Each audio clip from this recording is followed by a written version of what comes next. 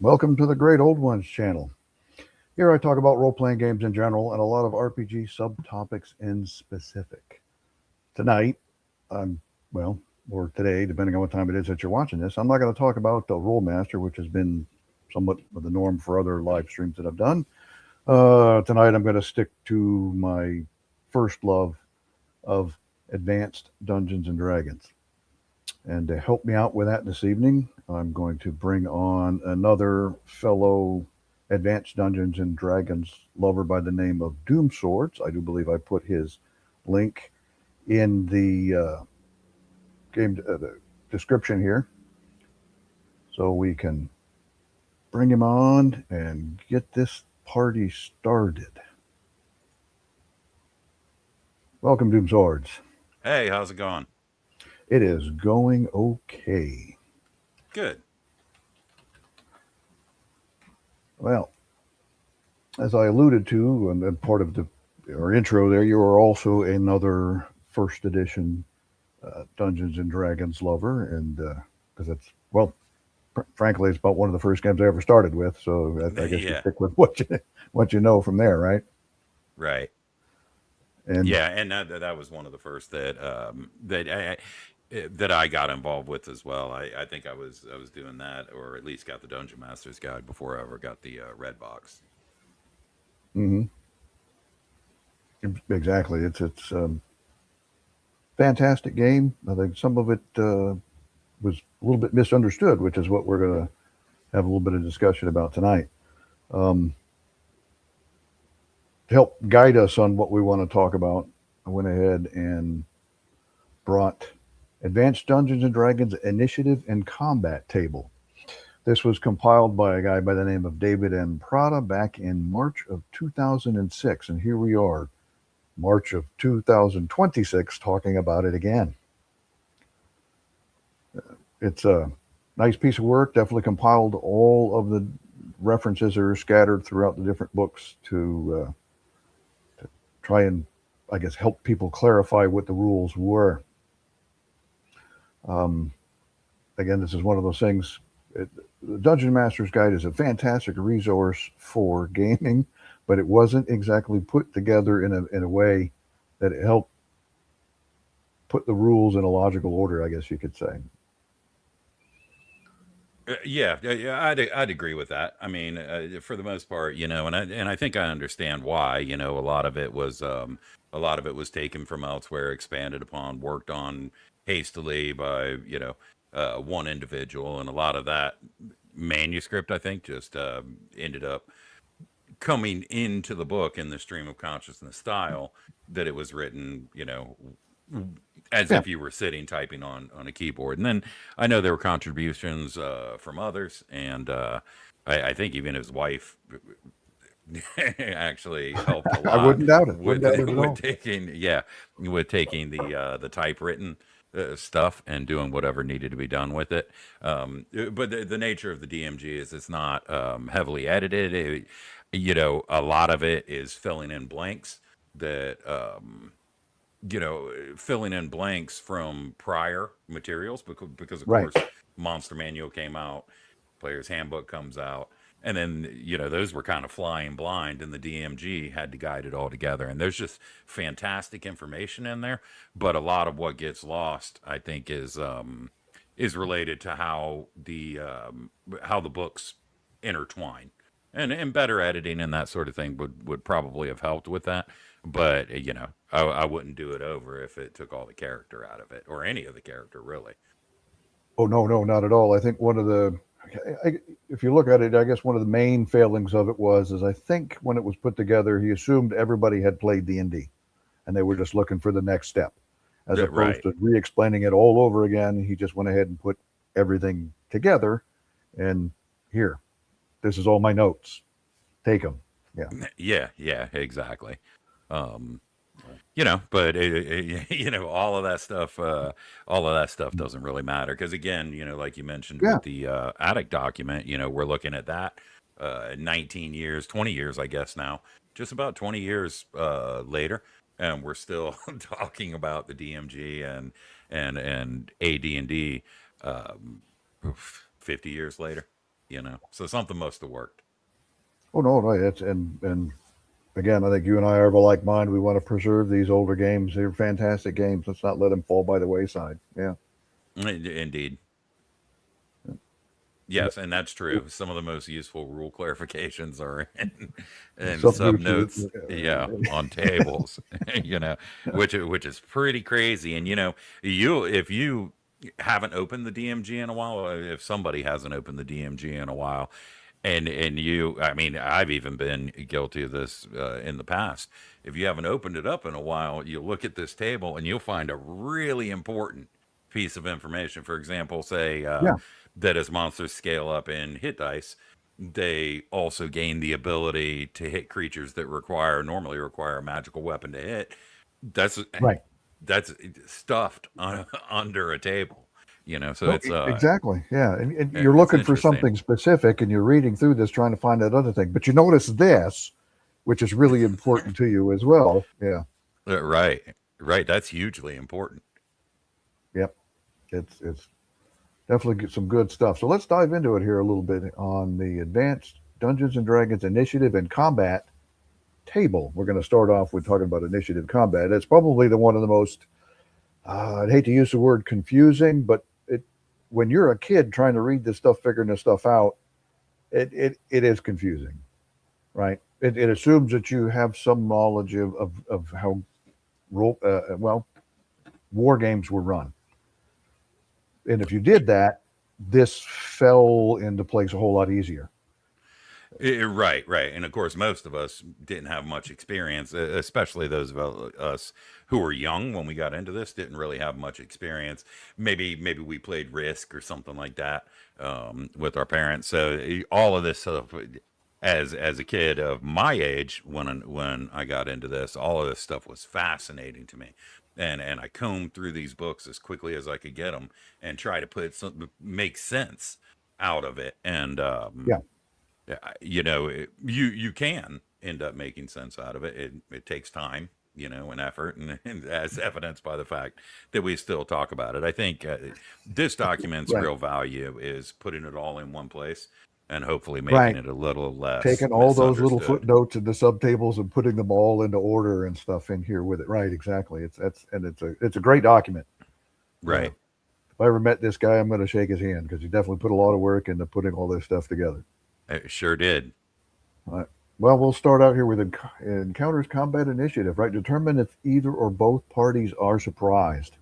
Um, I've I've got my own video on surprise. I don't know if you've had a chance to look at that one yet. That I did probably a couple years back now. Um, where newer systems just say the dungeon master determines if they're surprised or not.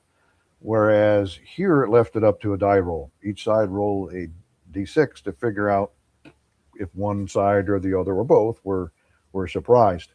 In and of itself, hey, that sounds really simple, but there's some nuances to it for dungeon masters to use.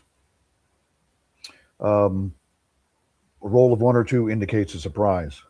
Right? I didn't really figure this out till later on that one is surprise, two is complete surprise, which seems to be, wouldn't it be the other way around? But because of the way surprise works, when you're calculating for how long you're surprised for, the math doesn't work if you work one as complete surprise, two is not, it's just surprise. It's got to be one and then two, so that at least you get a segment in there with the complete surprise where you're flat-footed, basically. Yeah. Right. Yeah. And if I can interject on that, Go for that's it. I think that's an important distinction, and it's an area that gets some confusion. But if you go back into OD&D supplements, you'll realize that at least I believe in the alternative combat system, you'll end up in it's very clear that a one is surprise and a two is complete surprise, and they're separated in that way. And I think that being that informs and inspires AD&D rules, it's important to realize that one is surprise, two is complete surprise, as you've said, which not everybody picks up on, and that to me, even though it's not explicitly stated, is the limit of surprise segments, right? So No, a common example that people come up with to straw man why nothing makes sense or whatever is, oh, okay, so a green hag surprises on a 19 and 20 or an 18 and 20. So you're going to subtract those segments from the D6 segments, and this thing's going to be able to attack you, 45 times or something. And that's just simply not the case. I like to limit surprise segments to 2 segments, as that indicates complete surprise. Well, I mean, and it's also listed in here as well. If you are surprised and the other party surprised you, they get a full attack routine, whatever that may be, or cast a spell if it's a fast enough spell in that surprise. If you allow that to spread it all the way out to 4, 5, or 6 segments, a simple monster, like what do they use here? I've got to pull up some examples. A giant owl surprises in 5 and 6. But if you blow that roll, it's going to have 3, 4, 5 rounds on you, and Yeah. well, there goes the party, right? Right, exactly. And I think there's enough variability in surprise in general, that 2 segments being complete, and complete to me obviously means that's complete. So if it's complete, you can't uh, add to the whole if it's already whole, right? But Right. yeah, if you would blow that roll, you'd you'd be done. You know. Sure. Right. And then we'll hit some of these points here. Some individuals, notably rangers, are surprised left often, 1 and 6. So there you go. I mean, a ranger would never be totally surprised. He would be surprised, but he would never be completely surprised. Um, and in the case of rangers, benefit accrues to the entire party. So with a ranger in your party will never be completely surprised. Right? You'll be surprised on the 1, but you'll never hit that 2 and 6 number of being completely surprised. As it, when I read it, that's what it says to me. Yeah, and I agree with that. I think there might be I- you know i- there might be certain situations, right? Like say a monster surprises more often, and you have to take that into account where the ranger could Right. potentially be surprised on a 2, and we'd either have to call that complete surprise, or we'd have to separate it out as 2 segments but not considered complete. And since there's no difference, I mean, I think it's really just academic. But yes, in ideal circumstances, Rangers Mhm. would only be surprised on a 1 and 6, and I assume that involves what them tracking ahead, having sense of the environment, subsuming all the things that Yeah. that a ranger might do, He right? runs around with his head on a swivel. He never assumes that he is safe at any point in time. Right. Exactly, and it is important to note that that benefit does accrue to the entire party, right? Sure. Um, Sure. But yeah, conversely, with point number 2, some individuals, notably rangers, surprise others more often. 1 and 6 more often in the case of rangers, right? Does right. not accrue to the party. If that Yeah, ranger is in a group, it's the party number. But if you got a party of rangers, bam, that's a different story. yeah, and I mean, when you look at it that way, and it's kind of hard to get here without a document like this, because you have to Yeah. look in the ranger's description, you have to look at the description of surprise in the PHB. Some of the tables are wrong. Then you have to compare it to the DMG, which contradicts some stuff, which is what's really nice about having footnotes and stuff in this document. But it makes a lot of sense, right? If I'm a ranger in a party, I might hear something before everybody else, and I can quickly alert them, provided the circumstances exist for that. Right. Whereas with you and the party working together, they're making a lot of noise and you're not. So your ability to surprise kind of gets washed out by their not being quiet. Yeah. You're right, exactly. Yeah. And then the other part of this one, when either side uses a die other than D6 to determine surprise, you and I were talking about this. No, that was initiative you and I were talking about earlier. Convert percentages. So 1 and 8 equals 12.5%, 9 and 10 equals 90%, or something like this. And the example I use in the document is Dwergar, which are only surprised on a 1 in 10. So they're even harder to surprise than Rangers are. Um, probably by the nature of the fact that they live underground, and if they slip up at all, they get eaten. So Right, right. Plus when you're normally encountering them, right, you're gonna have the whole suite of underground senses, the Mhm. echoes off the cave walls, the infravision, and all of these things. Now, it is really interesting, but this is an example of things being added later that the DMG or Player's Handbook or Monster Manual could have never anticipated or taken into account, right? right, Because because this monster wasn't with the right. original set. Yeah. Yeah, somebody just adds it in a module and says, "Yeah, that's cool." That seems Oh like a yeah, cool. reasonable Yeah. thing to do. And then it'll end up in Monster Manual 2, and then everything that the DMG Right. says about I it. can't surprise my party enough. Let me make a monster that surprises them more often. Yeah. Right, right. Um, yeah, yeah. So there are times, I guess the takeaway from this is that there are times where percentages would be warranted and useful. Where this really comes into play, though, with those numbers and the differences, is the segments lost to surprise, which we'll be covering here shortly. Um, Right. Neither party is surprised. Proceed to step two. So we'll assume one or the other is surprised on this.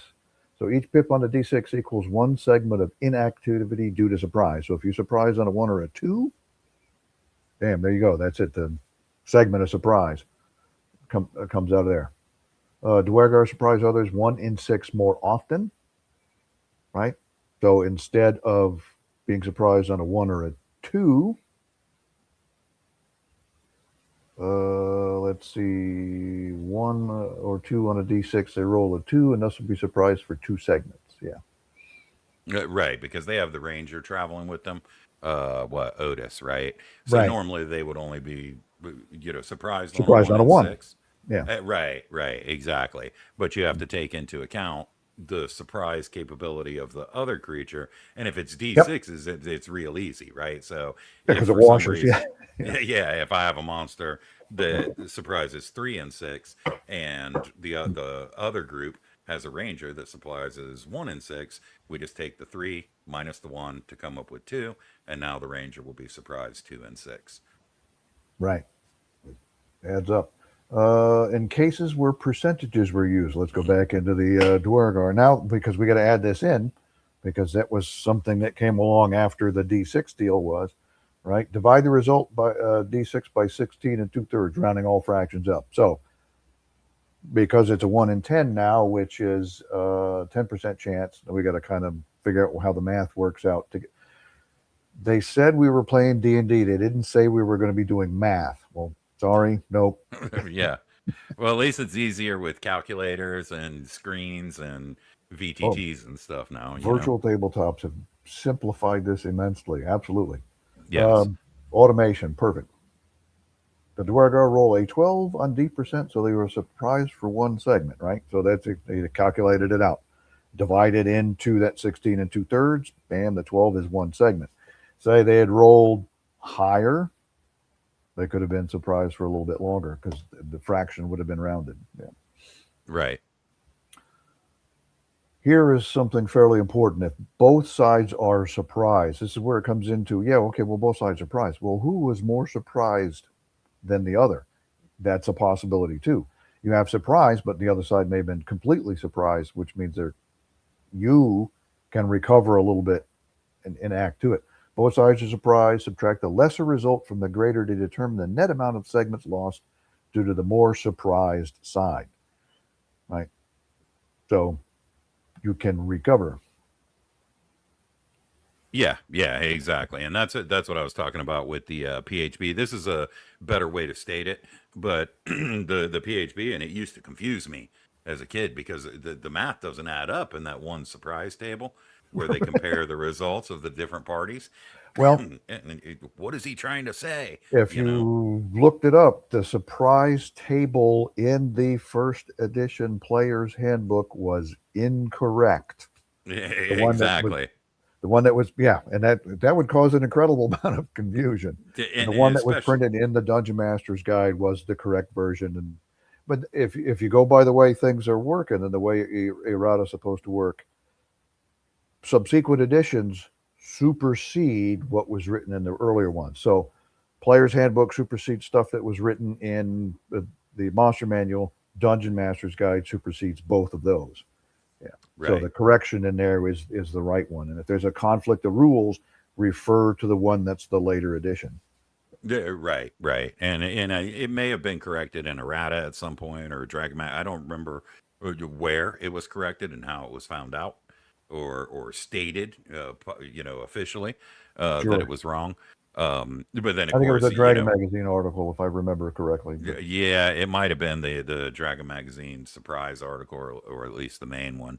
mhm. And of course, it didn't help for people figuring this stuff out, that you get a wall of text after the corrected table in the DMG, and there's some strange language in there explaining how that stuff works out as well. So really, it's all super useful, but nothing was perfect there. But this document does a good job of cleaning it up, and once you've read it a couple of times, I think it makes perfect sense. when Gary was writing this stuff, I think he got paid by the number of references you had to make to the dictionary. Yeah. Yeah, it seems that way. But hey, we ended up with a great vocabulary because of it. Absolutely. Yeah, we certainly did. All right, we'll kick it over to the next page a little bit here. I got it on the screen, but I can't read, and I should admit my failing and put my readers on. I have to. Yeah. I don't admit it. I'll just let people think they look cool or whatever. But So I'm not too proud. So I can admit that I've got failings. It's yeah, I'm humble about that.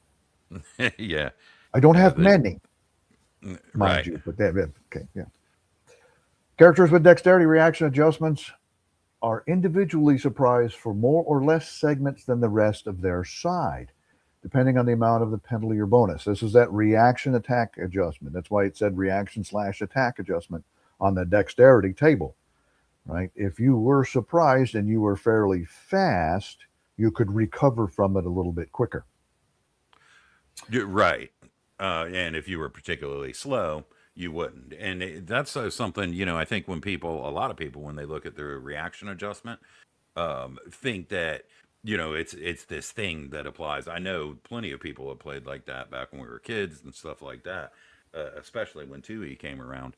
But the reaction adjustment is not a modifier to all initiatives at all times, and all of that stuff. It has very specific use cases, that are sort of wedged right into the mechanics of initiative and surprise.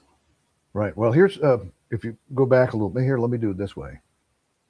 Put his comments on here. We'll go there. Right. I'm going to have to bookmark this one and watch from the beginning. Don't worry about it. We're going to confuse everybody fully all the way through it. You can be confused in the middle as you will all the way through to the end.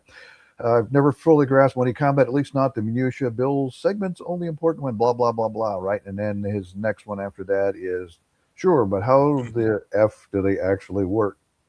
And you and I have talked about, other than the AD.D.I.C.T document, there's another guy on the internet that kind of boiled some of this down together and house ruled a little bit about how segments and stuff work. I can't remember the guy off the top of my head. Yeah, Um, that's Anthony Huso, right, and I think he's done just a tremendous amount of work, because his basic story, without getting too much into it, is that he picked back up AD&D. He had a bunch of friends who he had gone through college with or something, and they were now all scientists and engineers and all that. And he wanted to convince them to play this instead of right, 5e, and he knew that some stuff wasn't going to fly. sure, And his sure. intent was to stick as closely to the rules as possible. And even if you don't agree with everything he says, he's been a great ambassador in really explaining this stuff. I think you find him at thebluebard.com. Something like that, right? Or at least just Yeah. go searching for the blue bar, right? It's another reference that you can refer to try and shake all this stuff out. The more you can read about it, the more this stuff kind of makes sense.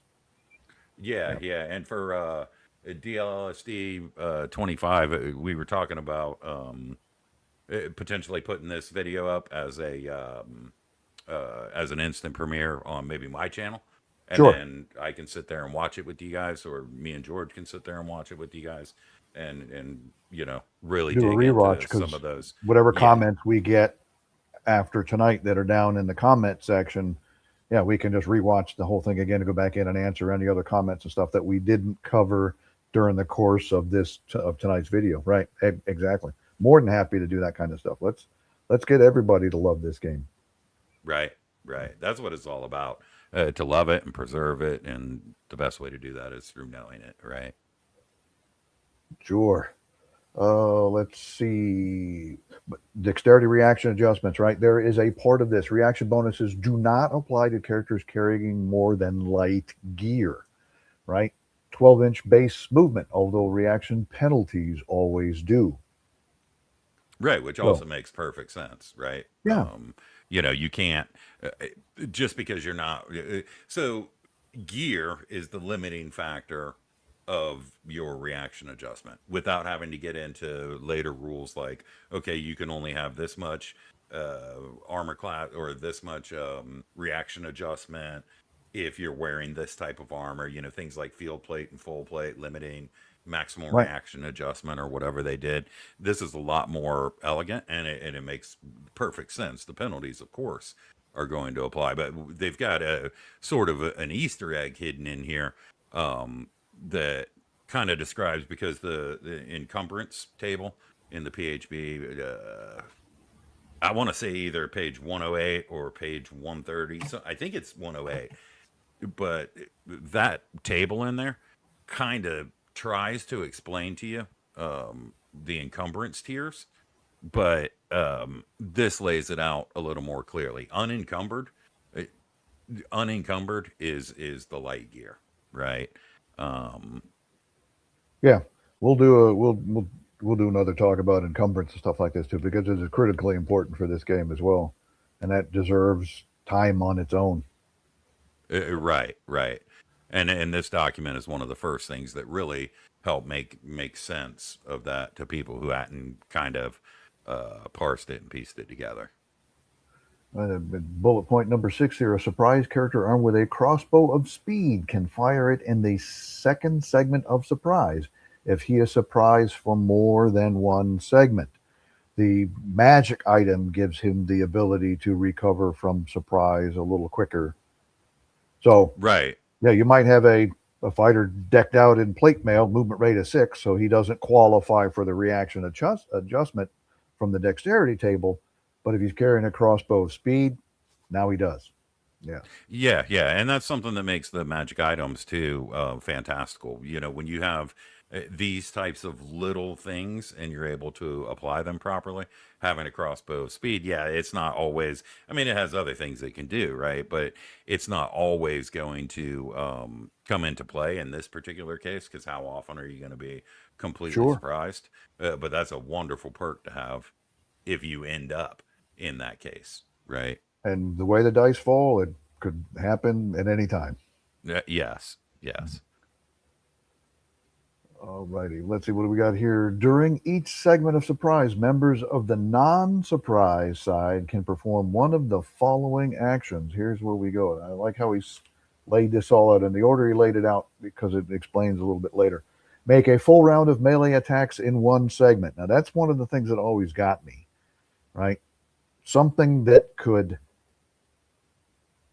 normally took the entire round, you can do in one segment. So if you got two segments of surprise, that monster jumps out at you. He can get his claw bite once, and then you got surprised twice. He'll get you claw bite again because of Right. the yeah.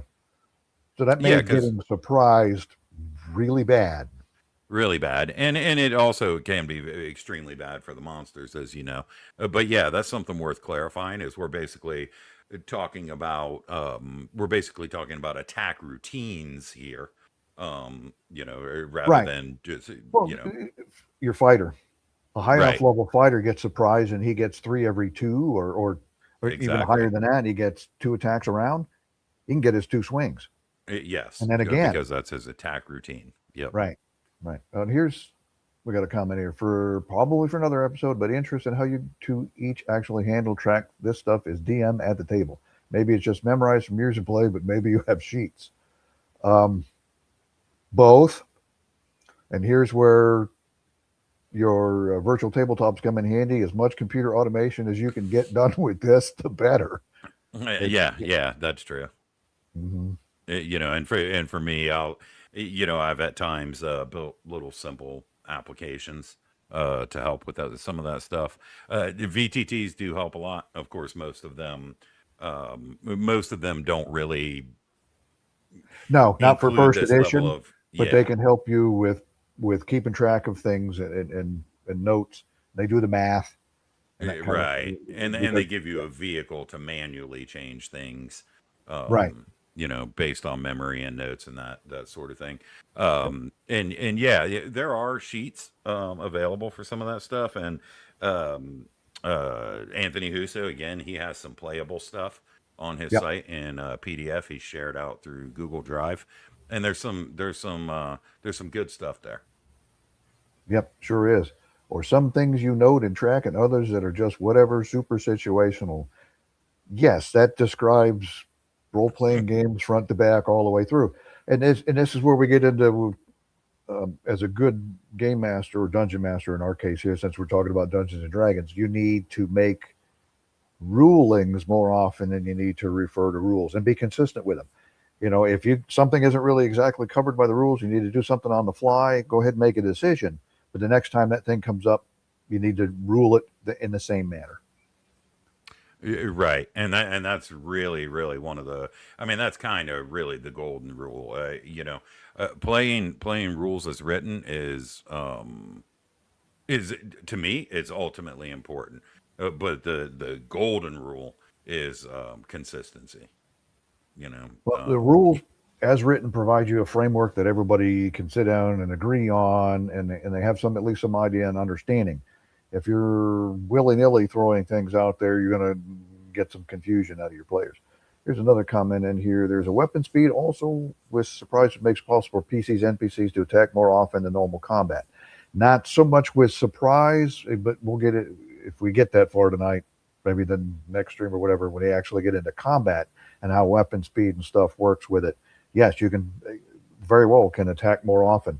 The only time weapon speed, if I just read this and I probably forgot all about it, matters as far as surprise and stuff goes, is with the magic items like your crossbow of speed, um, or the sort of well, was it sort of quickness, was it, or something like that? But yeah, yeah, and those things which goes matter, and it first no matter also what. Yeah, right, and it also matters in tied initiative, which this document I believe will go through. When the yeah. initiative is tied, I think it says something to the effect of, when a matter of who attacks first needs to be determined in a tied initiative situation, you compare the weapon speed factors of both combatants' weapons. Um, Mhm. but also in surprise, there's which I think it's kind of I think what he's getting back with this question is I have a dagger, you have a long sword. Do is that help with surprise? No, the weapon you're carrying doesn't. The only thing where it does is that is if you have a weapon ready to go. And I think I think we'll get to it here a little bit about that sort of thing. yeah, I Um, think it's coming up, a missile yeah. weapon. Make a full round of missile attacks in one segment, or three times that rate if the missiles are ready. So, longbow, I could shoot two shots in that first segment of surprise. But if I'm walking around with an arrow knocked or my crossbow loaded and, you know, I'm pointing it when I'm walking down the hall, bam, I can get three times the fire rate out of it based on that rule. Um, it says Right. that number 21 was Dungeon Master's Guide 62. Okay. Yeah, yeah, and something worth mentioning on that is that's an area that has been, I don't know whether it was deliberately or inadvertently left sort of nebulous what the ready thing actually means and how that works, but that's an area that requires some sort of DM adjudication, right? Yeah. Because so let's take a crossbow, for example. A crossbow may very well be ready and ready to shoot, but it's not ready to shoot three times. It's going to have to be reloaded, right? Unless it were like one of those nifty like repeating crossbows or Well, I mean, it's in there. whatever. It's in number 2 there. If instead the Duergar have their light crossbows cocked and loaded, they can each fire 3 bolts at poor Otis. If the And crossbows were not at the ready, they can still fire 1 bolt each. right, and that's one thing that I have a little bit of trouble with here. I don't know why they chose to, or why he chose to talk about light crossbows because they're going to take a couple of. So basically, Yeah, each they're going to take some segments in order to reload. So you have to wonder yeah. if I it can have be shot ready. light crossbows. You cannot reload them in 6 seconds. You can try. Exactly. Yeah. Exactly. So I think in cases like that, at least for me personally, where I diverge away from the written letter for the spirit of the game, is to say, okay, well, you've got it ready.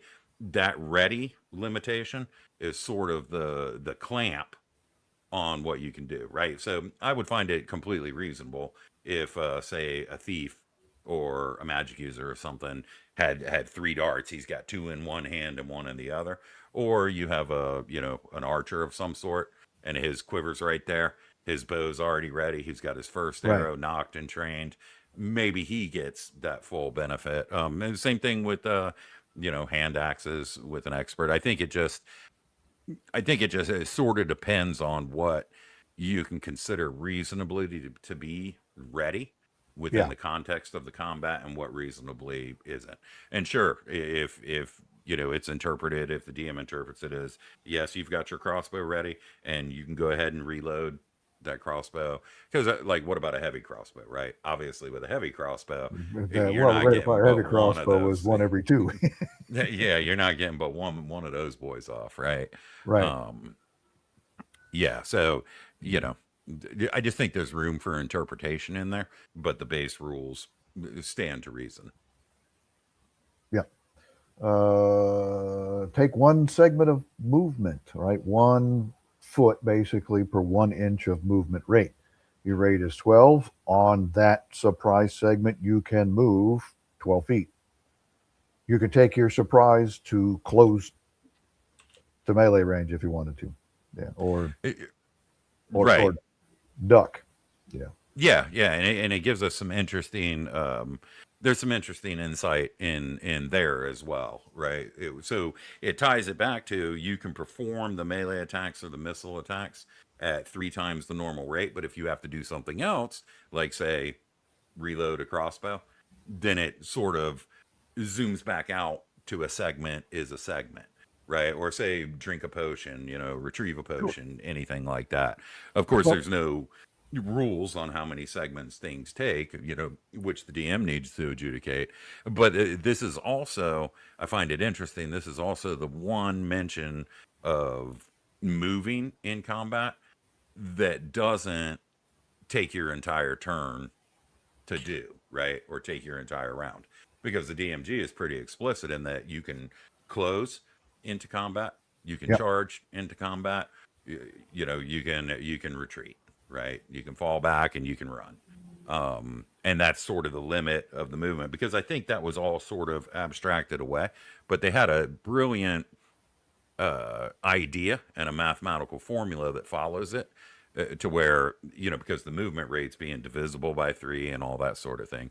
It actually mentions 1 segment of movement is your movement rate. Instead of in inches, it's your movement rate in feet, which would imply that you should be able to move in combat at least around the opponent you're engaged with as well. And VTTs show sort of, I mean, I'm getting off topic, but VTTs show the need Well, no, it for does matter some. a little bit when it comes to this. Yeah. Right, right. There's a need for some sort of movement in combat, and you know that's dependent upon the DM. Sure. And here's where this comes into play where we can think about it as far as time it takes to do things. Cast a 1 segment spell or begin casting a longer spell. Reloading a cross, if you want to tie the 2 pieces together, reloading a crossbow takes a certain number of segments.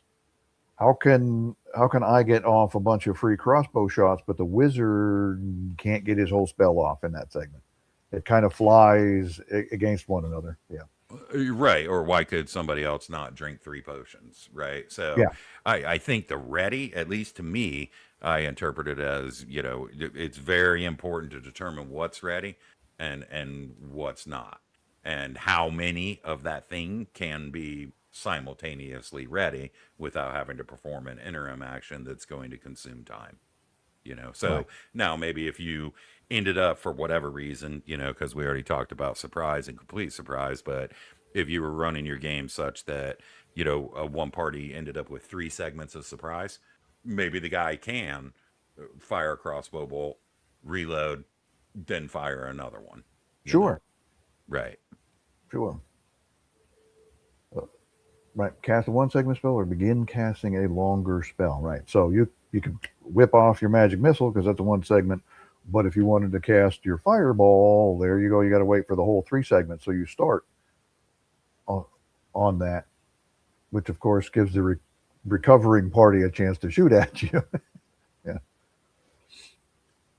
Spend Right. one segment performing any other action that can normally be completed in 6 seconds. Example: drawing a weapon, drinking a potion, activating certain wands, etc. Now, this is important because the newer edition of Dungeons and Dragons allows you to draw a weapon while you're moving. Part of your attack action is considered pulling the weapon out to use. In AD&D First Edition, drawing a weapon was an action of itself. You couldn't do that and attack in the same round. Right. Right. Right. Exactly. Which, why not? It just should take, you should be maybe go last in a round or something. But it depends on how you want to adjudicate how things. There's where the initiative timing, and not your initiative, round timing and stuff, initiative timing, how that kind of played out. You can see why it was experimented with several times in the Dragon magazine. Yeah. Yeah. Yeah. And And we'll talk even about like that some night too. We'll sit down and we'll go over Lenlikovka's changes and stuff that he had put out, and some of that stuff that makes kind of a little bit of sense. Drinking a right. potion. I don't. The potion's got to be maybe this big because you cannot chug in 6 seconds, right? You're down my. It take no. You'd be spitting that back out. I can demonstrate the best I can do if any. Let's all right. Let's play beer hunter. Line them all up in front of us, and Yeah. All right. E, an individual who, due to a reaction bonus, is surprised for fewer segments than the rest of his side can only perform actions D, 3 to 5 above. He can't um, make a full round of melee attacks or make a full round of missile attacks, but he can take a movement. He can start casting a spell, or he can do things like chuck a potion, employ his shield, or things like this. So 3 to 5, right? So you're surprised, but being you're fast, you recover a little quicker on that recovery. You get to do something while the rest of your party is still flat-footed. Yeah, Right, right, exactly. And to go back real quick to what Cooley's saying here, yeah, there's a couple of ways to interpret that, and I think what they did is they chose the light crossbow because it has a rate of fire of one, so that they could yeah, triple it to three, without considering though that that there's some space between it being ready, which we've talked about. And if anyone's game, if that's not the case, that's fine. It's open for interpretation. With a bow, with a rate of fire of two, its full round of missile attacks in one segment would be two, and you would essentially triple that, right? So what that amounts to is an arrow every second. Now, I mean, we've seen that kind of thing in movies, oh, but at the but at the same what was time, was it? Was it Hawk the Slayer? yeah, or maybe you can fire the do the triple arrow fire, right? Yeah, I think really the takeaway is just to establish something that you and your players understand as ready, or readiness for a right. particular weapon. Right, like for a bow crossbow, it's probably loaded and pointed in general direction. Yes, for a bladed weapon, it would be drawn and in hand, and thrown weapons. Like if I have to grab a hand axe and throw it, and then reach behind my back and grab another hand axe and throw it, I shouldn't get 3 times that rate. But that's up to, No. the DM, and I just caution the DM to make sure that his players understand that, and what the rules are, and stay consistent. Hmm? Let's see. Similarly, an individual who, due to a reaction bonus, is surprised for fewer segments than the rest of his side cannot be targeted by actions D1 to 2 above. Make a full round of melee attacks, make a full round of missile attacks during the segment that he is no longer surprised. So if your opponents get 2 segments of full rounds of attack, they can attack the whole party on the first one, but everybody but you on the second one. Right, right, and I guess the inverse is true as well, right? Right. So Because due to your ability to recover, now you are in defensive whatever, and their ability to, they don't have the drop on you any longer. So the surprise rules don't apply. Yeah. right, right. Alrighty, let's see. We'll go to the next page. Oh, I love all these references that he's got listed on here, where he read them and put them all in there. His Yeah, English teacher taught him well. yes, yes, and you will note that some of the stuff is, will come from Sage Advice. Some of the stuff will come Some from Dragon Magazine. and unearthed arcana for some of the rules clarification. So one of those things is, if you, I wouldn't say ignore those rules or clarifications if you're not using those materials, or at least take them into consideration. They were put in there for a reason, for probably to handle issues that may have come up or something in gameplay. And they said, well, let's put this in the new section, or let's talk about this in this magazine article. Right. So once we've determined who or what is surprised, or if anybody is surprised at all, nobody's surprised, and it says go to 2, determine distance if unknown between the parties.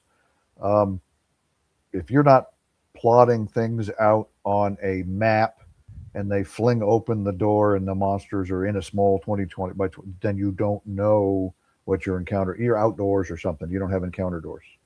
You can Right. ignore all of Unearthed Arcana at your own peril. Yeah, there's only a couple of things that I will allow out of Unearthed Arcana. I like cantrips. I think that's a nifty idea.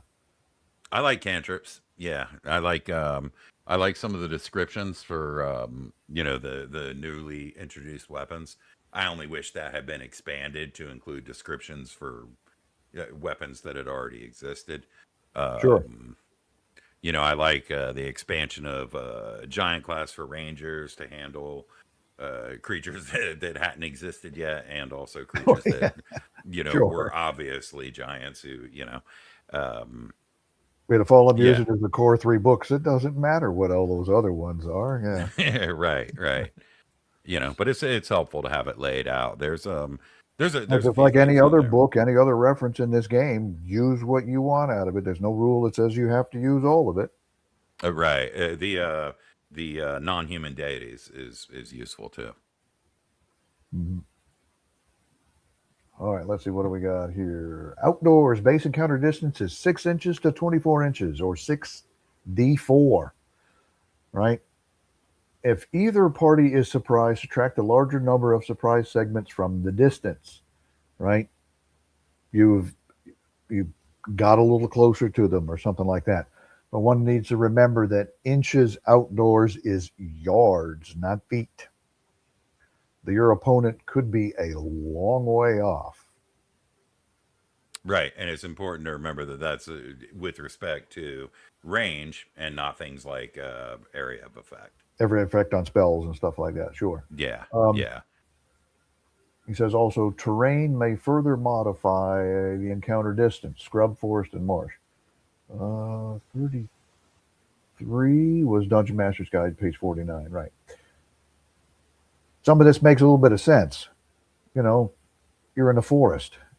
There, you should be able to get a little closer to your opponents or whatever before you actually notice them. Out in the plain, oh my, we can see them miles off.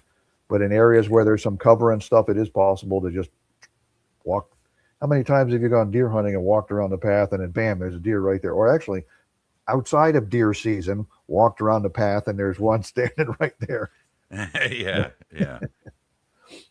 That we have feral hogs down here, so yeah, we've got some deer too, but Mhm. what we hunt the feral hogs, and that's year round, Yeah. and you'll go Mm, traipsing through the brush and whatnot, and then there would just be one there. yeah. And it's pretty interesting because they're not very friendly. Um, but yeah, I think that makes sense. And the other thing is, it sort of goes to show you that all of this stuff kind of ties together. The encounter distance ties together with the surprise, ties together Yep. with the initiative in a logical way. It's just unfortunate, as you can see from the footnotes, that it's not really all in one place. They got to go Unless all over the somebody place looking for makes, that kind of stuff because of the way it's yeah, covered. yeah, Yeah. and you might never notice it. You know. Yeah. Indoors, the base encounter distance is 5 inches to 10 inches, D6 plus 4. Now, line of sight, right? Some of this is going to, and some of the notes that they list down in here make some changes to it. Line of sight, this is unobstructed and the light is involved. Distance possible termination and another party is present is virtually infinite. You can see a light coming down the hall, and sorry, whatever surprise you may have thought you had was spoiled by the light you're carrying. Yeah, Yeah, right, right, and yeah, and a lot of this stuff, I think, with encounter distances and all that. If you have something specifically planned that's uh, not really dynamic. So, say the party of adventurers opens a door and no sound has been made or anything, and there's a group of goblins throwing dice at a table or something like that. The encounter distance is going to be evident. If there's an ambush set up and the right. party happens to walk into it, the encounter distance is going to be evident. For all those cases when it's not, this type of stuff is real useful to have. And I Yeah, and I that think it might be tangential, but it's important to realize that if a party's running around with the light source and you've got infravision bearing creatures or other creatures who don't need a light source, I mean the the encounter distance is basically going to happen whenever the opposing creatures who don't need a light source want it to happen, right? right. Because they will see you from a mile away. Yeah, well past the range of your light down the hall. Right. Noise. If one party is making considerable noise, which is discernible by the other party, right? Yeah, you can move fairly quietly in armor and stuff, but it does take a lot of work to silence your gear. I did spend a little bit of time, in the Marine Corps, and all your stuff, no matter how much you've tried to tie things do rattle a little bit as you're moving. So make a noise, you know, um, that's a big plus as far as help determining your encounter distances. Allowing distance to be 1 to 4 inches before discovering by the noisy party. So you're making a little bit of noise and something's coming the other way. Chances are they may have a chance to surprise you. Yeah, and a lot of dungeon dwelling creatures and animals and that kind of thing. Yeah. They're going to have vastly superior hearing or other senses as compared to humans. So you kind of need to take that into account too. So you might think as an adventurer that you're being quiet, but that doesn't mean that the hellhound around the corner doesn't hear you, doesn't smell you. You know, Well, there's some other things too that's not even put in there. Odors and things like that as well. Right. yeah, yeah, exactly. All righty.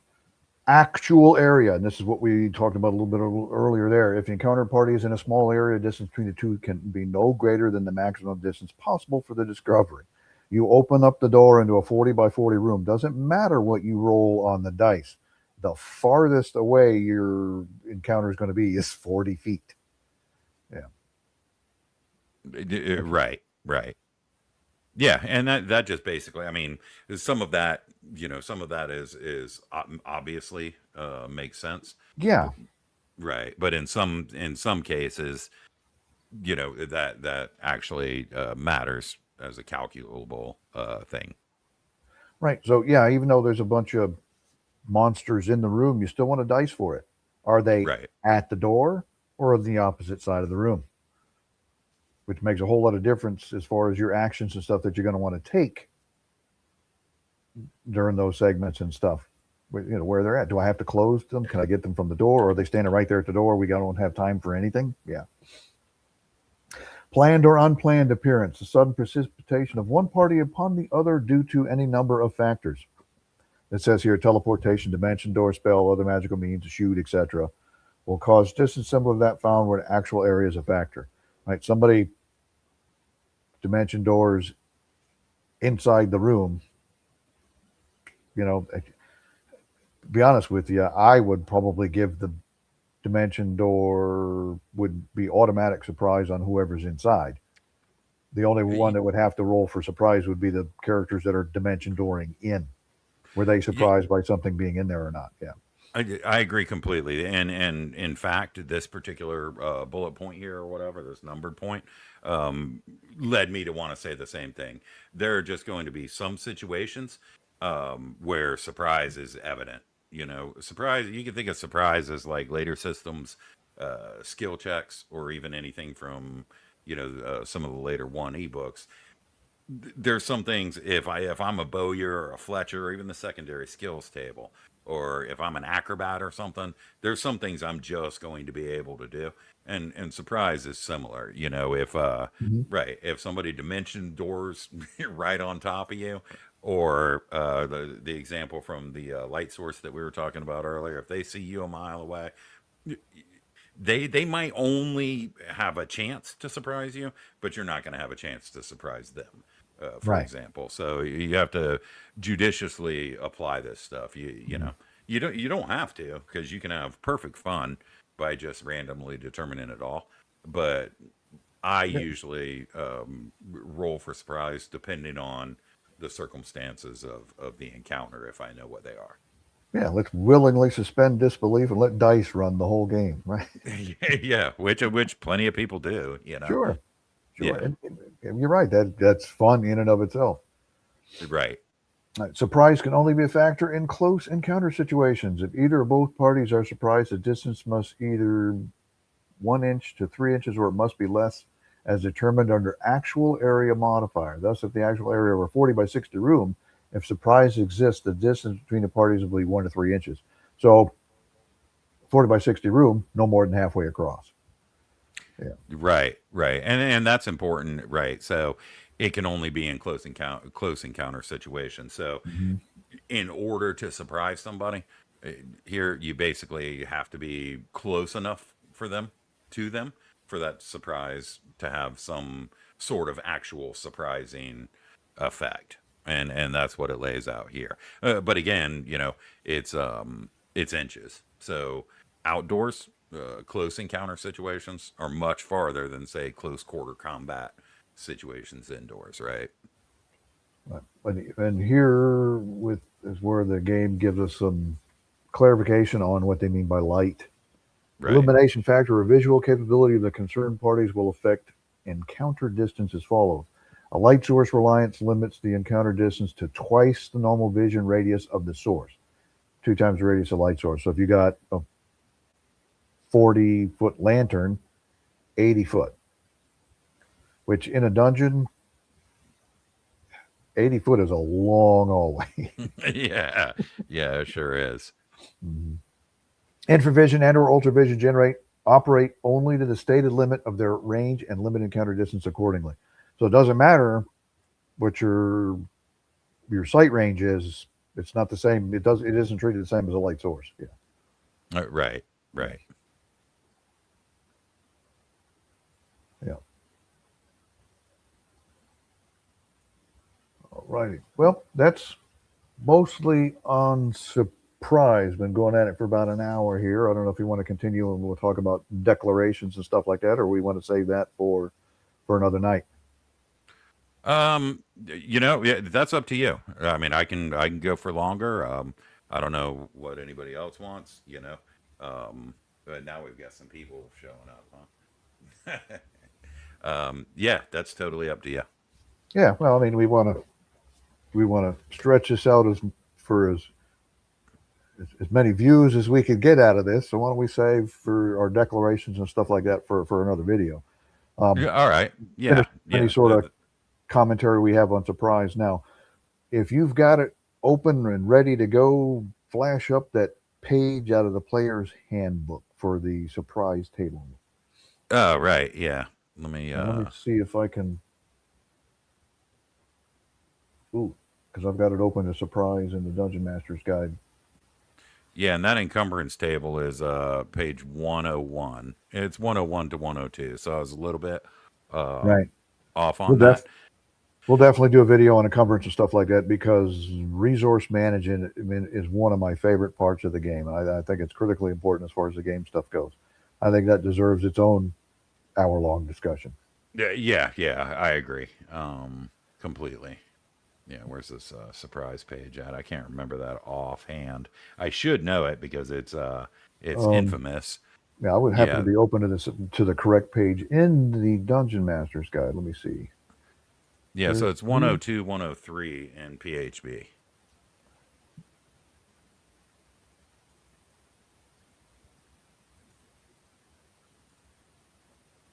Right, there is. This is the Dungeon Master's Guide that I have open there. Right, there's the correct table. Right. Right. And that the example there, the first example is fairly straightforward. That second example is confusing as all get out, and I'm and I'm still not sure that it was corrected in or correct in earlier prints of the DMG. You know, you have to read it pretty closely. Um, Oh but yeah, I'm not sure what print this is. Do you have the page open from Player's Handbook? yes, the page in Player's Handbook is it starts on 102. So right after the encumbrance stuff, this is where they basically go through, you know, encumbrance, movement, time and distance, Okay, I'm infravision, and pretty stuff close. for Here we go. players. Yeah, There we go. yeah, it's right there. All right, that one was incorrect. Yep. So the one in the Dungeon Master's Guide supersedes that one. So if you're looking at an incorrect one, it would certainly confuse you on trying to figure out what it was done. Yes, And there's and your I think surprise difference dice and all that stuff was explained up in there, but it's just a little table showing you what it is, you know. Whereas an explanation, monster has a 4 and 6 chance of surprise, and the monster has 2 and 6. Six-sided die is rolled for the party, another for the monster. Both sides could be surprised, neither or whatever, and that's how you to figuring out what it is. Now, there's a point that I was thinking about making, and I even made a note, and I forgot to read off on it. Who rolls for who? Some of that there was a lot of flexibility on who rolled for who. Um, did the players roll for their surprise on the monsters, and the DM rolled for the monster surprise on the players, or was it reversed? The players rolled to see if the monster surprised them, and then the DM rolled to see if the player surprised the monster. You know, there was both ways had been played that I'm aware of over the years. yeah, and it's also been played where the DM makes all those rolls, Yeah, right? sure. Um, Yeah, early yeah, on, the players hardly saw any rolls. yeah, yeah. But for me, I like the players to be in control of their own destiny for things that can go horribly wrong to an extent for them. So typically, I'll have them roll their surprise die, and then I'll roll the surprise die for the monsters, right? Sure. But yeah, you can do it any way you want. Excellent. Let me go with this here. This is a fantastic discussion. I'm glad we had time to talk about all of this and get some involvement here, some questions and stuff answered. Hopefully, we get some comments and stuff. I'll leave it up to you to decide what day it is we want to get together and discuss the comments and stuff that we've had and rehash this stuff again on your channel. Yeah, Um, that could be anytime. Really, for the most part, I don't have a lot going on over the next couple of yeah, here days we or go. whatever. Here's a little comment on there. One of I always had players roll their own surprise. Osric Phillips says, yeah. Then the Osric rule set in for um, fantasy grounds when you roll the die, that was the monsters. Yeah. Right, right. And I think it was one of the more clever things that Ozark did. Mhm. Um, take that for what it's worth, but hey, Well, at least that's they their preserved some interpretation, stuff. right? And they're Uh, entitled to their interpretation. Yeah. yes, yes, exactly, and it sort of makes sense and to an extent. Um, and what's the plan? We want to continue these on Yeah. a Thursday basis, Yeah. or Thursday sounds good to me. If it's okay with you, we'll do this on Thursday nights. We'll continue talking about first edition Dungeons and Dragons on prime time Thursday nights because it yeah, deserves no less. right, yeah, and that works for me. I'll make sure it's blocked out, and maybe I don't know if you have things going on. I know you've probably got something going on tomorrow, right? And Yeah, I mean, Friday do you night I've want? got a first edition Dungeons and Dragons game that goes on Friday nights, right? Yeah, yeah. If you want to be involved when I do the instant premiere, I'll do it whenever it works for you. Yeah, And I would just send me a imagine you'd message and want to we'll be hash out there. a And day. yeah, yeah, that's what I'll do. Because we can get on that sometime before the Thursday show, and we can go through, and that gives us an opportunity to answer things that we weren't able to cover specifically. But it also gives us the opportunity to talk with the viewers and see what they want to see more of, and Yeah, let them and kind of give us guide some it a little input. bit. What would they like us to discuss more of and help with? Absolutely. I like to do things that way. Yeah, yeah, If I me talk too. about what they're interested in, then they'll tune in. Yeah, Yeah, yeah, exactly, exactly. yeah. Well, this was great. Good. I appreciate you joining me. And Absolutely, thank you. but at the minimum, it'll be next Thursday. But between now and we'll do the premiere on yours. Yeah, that'll All work. right. Well, All right, thanks a and lot. yeah, Let me go any ahead. comments, anybody, yeah, But yeah, drop them on drop this them in channel. the comments and we'll cover them. Yeah, hit us up on whatever. Yes. All righty. Well, I'll go ahead and close this out and talk at you a little bit later. Thanks again for joining me there, Doom Swords. Oh yeah, thank you. Thanks everybody. Yeah. All right. Well, thanks for joining me on this little trek back down first edition Dungeons and Dragons roll. Um, if you like this video, please leave a comment, like, and subscribe. If you have suggestions for future episodes, please leave a comment below. I'm more than happy to try and talk about all this different stuff in a game that I absolutely love. And thanks again for joining, and we will see you again soon.